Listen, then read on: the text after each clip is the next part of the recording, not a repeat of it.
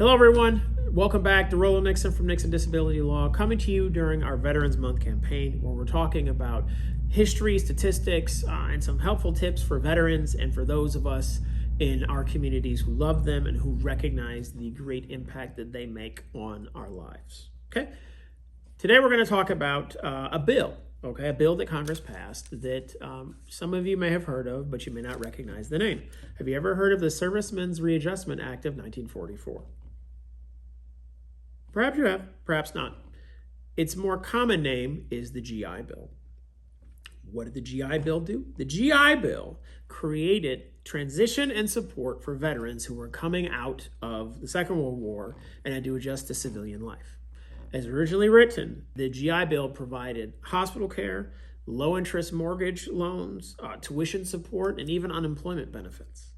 How much of that was actually needed? Well, from 1944 to 1945, millions of veterans received $4 billion just for unemployment support as an unemployment benefit. How many millions of veterans? 9 million of the 16 million service members received those benefits, okay? Just in that 5-year window. That's how significant that was. Going on around the same time, as you're most likely aware, was the Marshall Plan that helped bail out Europe so Europe didn't become communist, okay? The U.S. was also involved in significant support in Japan. We occupied the Japanese islands from 1945 to 1952. And I can hear in the back of my head somebody saying, well, you still occupy them today, because we still have a military presence in both Japan and Korea today, but that's actually voluntary. And what I mean by that is both of those host nations that are our allies, and I had the honor and privilege of actually living in one of them. Okay, I lived in Daehanmonguk, or Korea. I lived there, South Korea, of course. I lived there for 2 years in the beginning part of this century. And they and their people still have a close place in my heart. When I say it's voluntary, what I mean is this. We're now at a place, thankfully, where when it's time to move, meaning they wish us to move or vacate, they tell us. And we, as a power that is an ally and not an occupier, not a conqueror, and not imperial, we comply. And so when I lived there, the main U.S. base was the Yongsan Post, okay? And I used to live about 1 kilometer away from there. That's no longer the base. That's been changed. And so, and not obviously at the U.S.'s behest. So there you go. Anyway, we engaged in significant commitment during those years abroad, but also it's great to see that there was significant commitment to veterans at home. Okay, so again, 9 million veterans collected $4 billion just in unemployment benefits from 1944 to 1949. Now, the education and training coverage under the original GI Bill expired in 1956, and VA insured loans expired in 1962, because this was really a war benefit.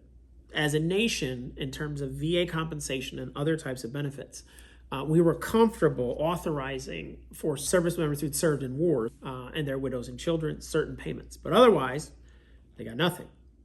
Okay? Well, that began to change with the 60s, okay?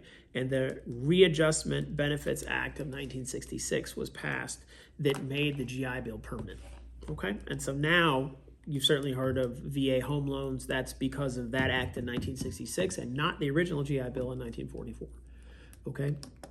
One of the aspects that plays out in VA disability benefits is the what I call the changing face of America, okay? And it's not just colors of people, stuff like that, okay? It's our beliefs and expectations of government and what government is supposed to do that has changed over time. And as a result, the types of benefits that VA provides have changed over time also. Next time, we're going to talk about one of the most significant changes in the area of veterans law. Okay, we're going to talk about the VJRA, which stands for the Veterans Judicial Review Act of 1988. This act fixed an important constitutional problem. And so I'm going to bring you more details about that, because this will help anchor the next part of our video series, because we're going to give more tips than we have heretofore about veterans, about how they can get benefits and how we as a community can support them, okay? But before we get to the next bit about the VJRA, a brief note about PTSD. One of the things that's important to understand is that very many veterans experience PTSD. If you listen to my Veterans Day video, or you watched it, okay, where I talked about John Kinzel, who was one of the Navajo code talkers who died last month at the ripe old age of 107, and we miss him dearly. He experienced PTSD symptoms coming out of World War II. He was not the only one, and yet the statistics show that from World War II onward, the prevalence of PTSD seemed to increase. Now, of course, PTSD itself as a diagnosis in what was then the DSM-4 did not exist until 1980, okay? And so there were different terms that were used to describe, PTSD as a condition, okay? Trauma-induced, panic, hypervigilance, other spatial distortion, other types of problems, chronic depression, anxiety. They come together, and of course, I'm not giving you an accurate medical, description of it, but you can Google it, DSM-5 space PTSD, and you'll see all the elements, and there's several. But anyway, just because the diagnosis didn't exist didn't mean that veterans from World War II weren't suffering from it. However, there does seem to have been accurately measured an increase in the prevalence of the condition. One of the questions that we ask, okay, well why is that? And so one of the things that I feel comfortable talking about in this context is the following. The way veterans demobilized after World War II was very different than, say, how they demobilized from Iraq 10 years ago, okay? Or Afghanistan like 7 years ago, okay? Leaving the sandbox, as we call it, we who lived in the Middle East call it the sandbox, right? Leaving there or leaving Afghan.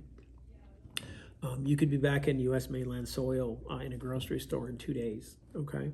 And in contrast, the World War II veterans would have a demobilization process that actually took months, okay?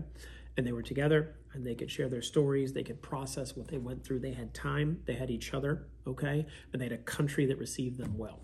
And so do I believe that that helps explain why there was far less PTSD post-World War II? Yes. I believe that helps, explain in part why that's the case. But that's my opinion. You don't have to take it, but that's my opinion. So next time we're going to talk about the VJRA and how that completely changed the landscape of veterans' disability benefits. Thank you. See you soon.